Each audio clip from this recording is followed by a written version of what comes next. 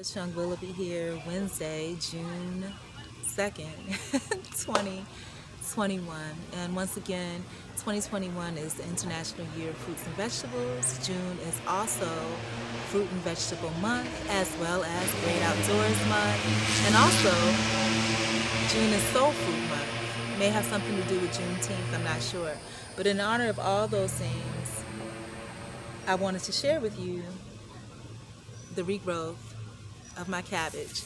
So I'll take a look here. Probably looks pretty grody, but what you're seeing here are the bottom of the cabbage with the core in it. That's what it is. You see maybe about 6 pieces here. These little green leaves on top weren't here at first. This has been here for about a week. What you're looking for at the bottom, do you see how the roots are growing out? And I don't know if I need to shave off the brown parts or not, but those weren't there before, so they're here now, so that's pretty awesome. There's also what looks like tadpoles in this water, which may be true because I've seen little baby frogs around here. Look at that one. You see? It's really growing. And when they start growing, you can eventually start to replant them. This one is a little bit slower because this is double cut there. But yeah, all of them, look at that. Isn't that wonderful? Absolutely. So yeah, all of them are coming in pretty good here. As far as care and maintenance for these, what you do want to do, you want to have them in direct sunlight, which I do. This one is not growing so great. And then, ooh, I'm scared to even touch that. I'm not going to touch it. But yeah.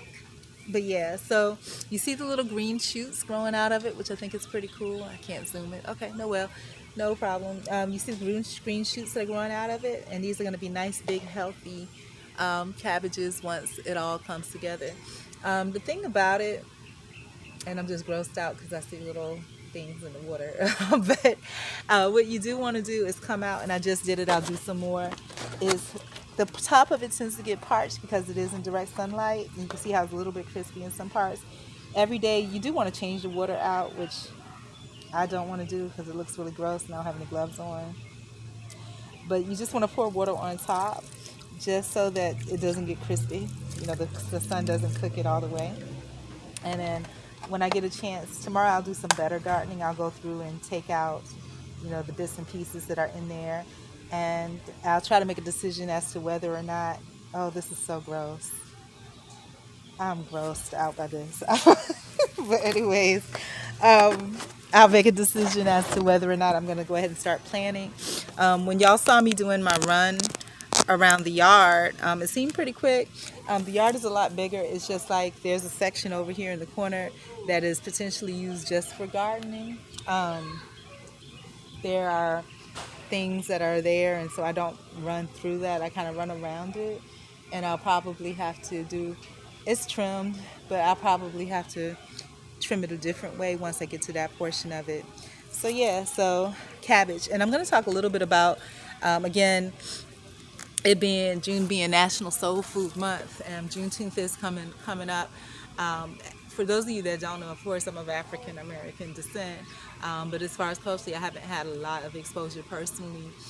Mine is mainly through TV and through, you know, getting in where I fit in, which is nowhere. But the cabbage that I make, I've been eating a lot of cabbage over the past month, not so much at the beginning of last month anyway, not so much this month, but cabbage, what I'll do is I'll get like a big skillet, and I'll put either some bacon fat in it or some leftover chicken fat, and then once it starts to simmer, I'll turn the heat down like medium high. Then I'll chop the cabbage up in little strips and I'll put it in, and I'll let it slow simmer and cook so all the flavors will get in. Really delicious. You don't have to add a whole lot to it. If you want to put some seasoning, salt, and things like that, you can. I also like to air fry a couple of strips of bacon on the side, and I'll eat it along with it. Another way that I use cabbage is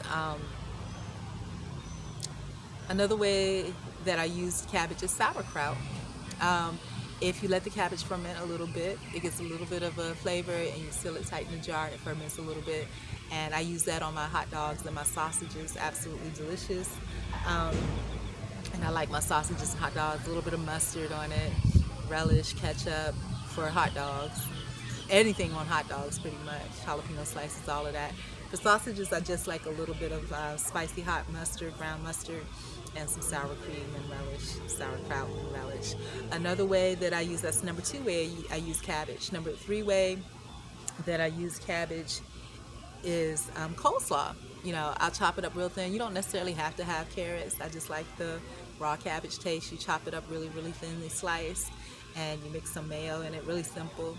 I like to put a little bit of Old Bay seasoning in mine. It's really good. If you want to put some thinly stripped carrot slices for color, you can.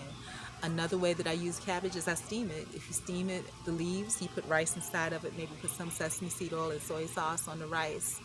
Some sriracha if you like that, and have like a little cabbage wrap. So really delicious. There's 4 ways that you can use cabbage. Here's the beginning process of me propagating regrowth of cabbage from scraps. Again, a great way to celebrate the Great Outdoors Month, which is June. Also the month of fruits and vegetables, and International Year of Fruits and Vegetables, and also Soul Food Appreciation Month. So there you go.